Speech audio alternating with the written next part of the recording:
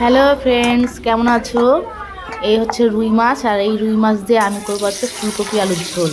তো তার জন্যে মাছগুলো ভাজার জন্য কড়াইতে দিয়ে দিলাম তেল। এবার মাছগুলো এখন দিচ্ছি।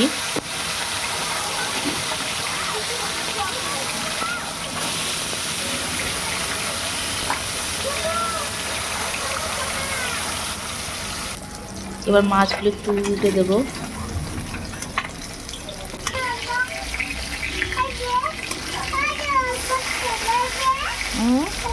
হয়ে যায় খেলো।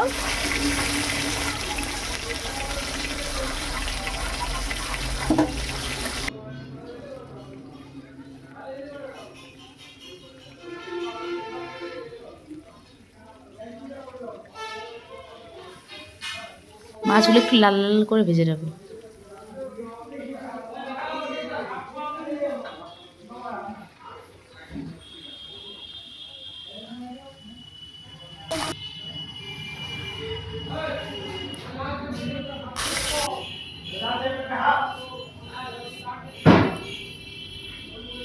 মাছগুলো আমার ভাজা হয়ে গেছে, আমি তুলে নেব।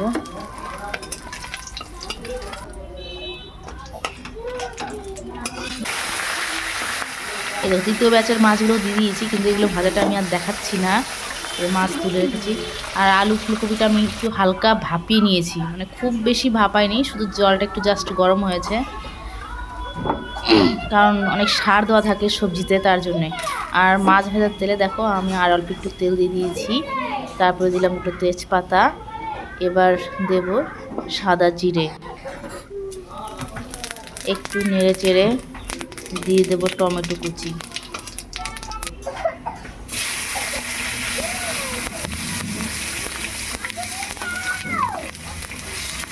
টমেটো কুচিগুলো হালকা ভেজে এবার দিয়ে দেবো সবজি।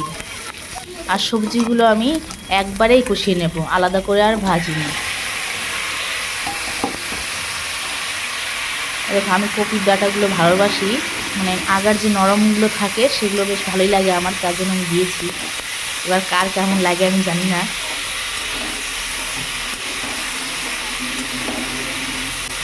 সবজিগুলো ভালো করে কষিয়ে নেব, কারণ আমি তো এক্সট্রা করে এগুলো ভাজিনি।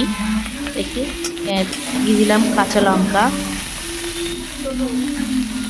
এবার দেবো একটু হলুদ গুঁড়ো, আর দেবো একটু লঙ্কা গুঁড়ো। এবার আমি ঝালটা মিডিয়াম খাই, কে কেমন খায় বলতে পারবো না।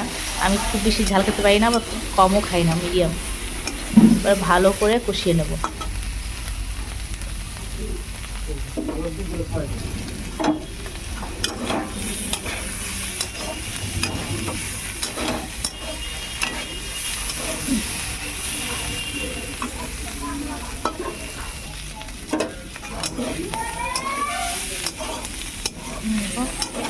আমার কষানো প্রায় হয়ে এসছে,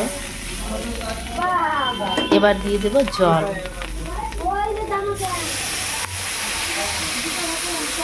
ঝোলটা আমি খুব বেশি করব না, অল্প ঝোল রাখবো, তার জন্য অল্পই জল দিয়েছি।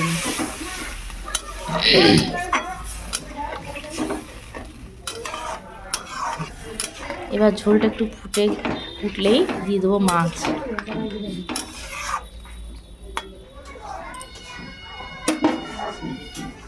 এই ঝোলটা ফুটে উঠেছে, এবার মাছগুলো দিয়ে দেবো। আমি সবগুলো মাছ রান্না করব না, কিছু মাছ রেখে দিয়েছি।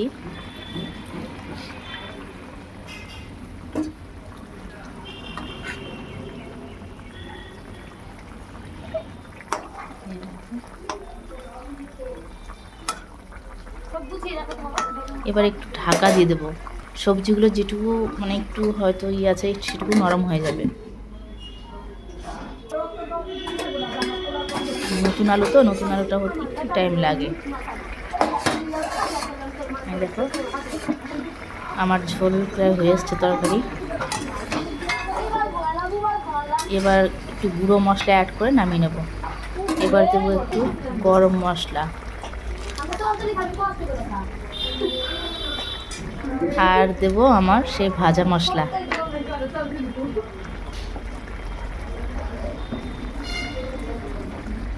ভাজা মশলা দিলাম, এবার একটু নেড়ে চেড়ে নামিয়ে নেব। ব্যাস আমার তরকারি রেডি। ফুলকপি আলুর ঝোল রেডি।